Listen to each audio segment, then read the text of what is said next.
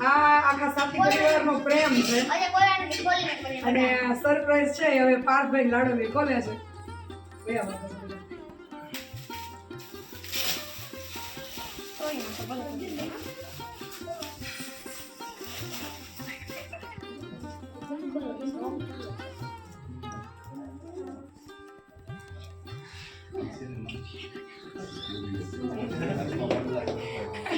ચલો સમગ્ર સાથી પરિવારે ખૂબ પ્રેમ આવ્યો. આજે આપણું સિલ્વર બટન છે YouTube નું એ 1 લાખ સબસ્ક્રાઇબર નું આવી ગયું છે. એટલે સોશિયલ મીડિયામાં દરેક લોકોએ જે સાથ સહકાર આપ્યો છે એના માટે બધાનો ખૂબ ખૂબ આભાર.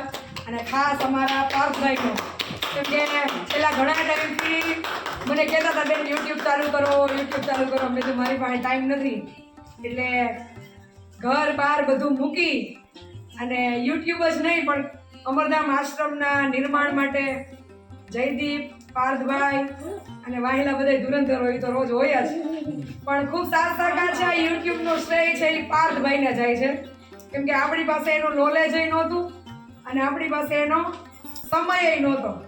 એટલે આ જે એવોર્ડ છે એ બધાના પ્રેમનો, બધાની સેવાનો અને બધાના સાથ સહકારનો છે.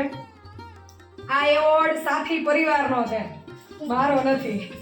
એટલે બધાનો ખૂબ ખૂબ આભાર. અમને બધાને મા અમર ખૂબ સુખી નિરોગી દીર્ઘાયુ આપે.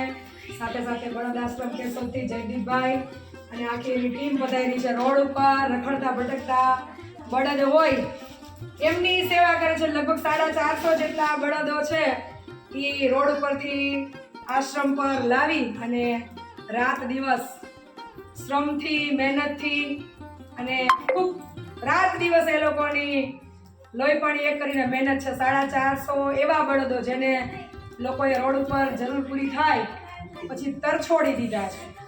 એટલે આજે આપણા આંગણે બળદ આશ્રમ કેશોદથી નાનું એવું કૂકું છે. લાડુને ખૂબ પ્રિય હતું.